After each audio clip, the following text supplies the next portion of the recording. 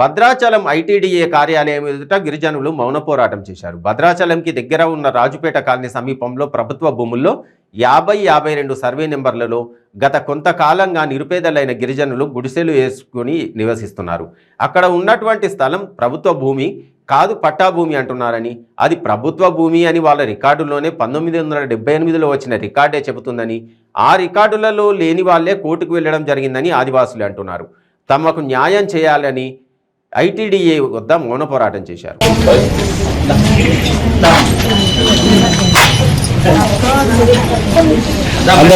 భద్రాచలంలో మేము గిరిజనులు ఇక్కడ భద్రాచలంలో ఉన్నటువంటి చివరి ప్రాంతమైనటువంటి రాజుపేట దగ్గర 50-52 సర్వే నెంబర్లలో మేము ఇళ్ల స్థలాలు ఏర్పాటు చేసుకొని ఇళ్లను కట్టుకొని గత కొంతకాలం నుంచి మేము నివసిస్తున్నాం.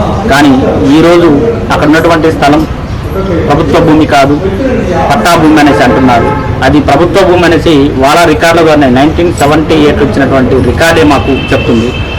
ఆ రికార్డులో లేని వాళ్ళు ఈరోజు కోర్టుకు వెళ్ళడం జరిగింది. కోర్టు ఆర్డర్ను కూడా మేము కూడా గౌరవిస్తాం. కాబట్టి మనకున్నటువంటి మన చట్టాలు 5th షెడ్యూల్ ప్రకారం ఆ రోజులలో వాళ్ళు లేరు. ఈ రోజు ఎలా వస్తున్నారు, వాళ్ళకి పట్టాలు ఆ రకంగా ఏ రకంగా వస్తున్నాయి, వాటిపైన ఎల్టీఆర్ కేసులు బుక్ చేయండి అని మేము గత 2-3 నెలల నుంచి చెప్తున్నా కానీ ఏ అధికారి కానీ ఎవరు కానీ మమ్మల్ని పట్టించుకోవట్లేదు, ఏమీ చేయట్లేదు, ఎల్టీఆర్ కేసులు కానీ కానీ ఈరోజు కోర్టు ఆర్డర్ ఉందనేసి వచ్చేసి మమ్మల్ని ఖాళీ చేయమంటున్నారు. మేము వాటి 5th షెడ్యూల్లో నాన్ ట్రైబ్స్కి ఎలా పట్టాలు ఇచ్చేది అనేసి అడుగుతున్నాము. కాబట్టి మా బాధను కానీ మా గోసను కానీ ఎవరూ పట్టించుకోవట్లేదు. కాబట్టి మేము ఈరోజు ఐటీడీ మాకు ఉన్నటువంటి హక్కు కాబట్టి ఐటీడీ దగ్గరకు వచ్చేసి పిఓ గారిని కలుద్దామని వచ్చాము.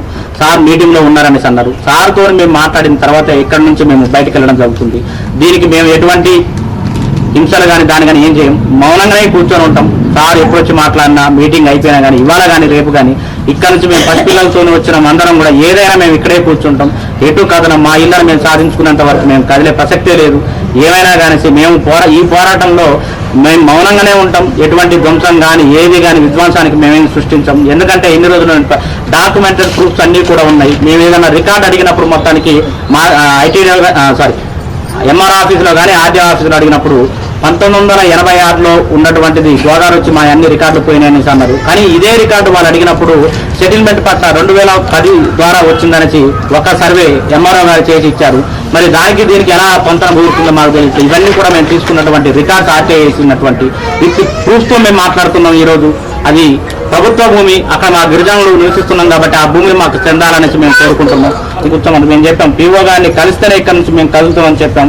మాకు ఏదైనా కానీ మాకు ఆధారం వచ్చిన తర్వాతనే, ఎందుకంటే అక్కడ పోలీసు వాళ్ళు వచ్చేసి మీకు ఆర్డర్ ఉంది, మాకు ఆర్డర్ ఉంది, మిమ్మల్ని వికెట్ చేయమనేసి కోర్టు ఆర్డర్ ఉందని వాళ్ళు చెప్తున్నారు. దీనికి పట్టానే లేదని మేము అంటున్నాం. ఈ సందిగ్ధలో మేము ఒకటే వచ్చాం సార్ దగ్గరికి, పిఓ గారి దగ్గరికి.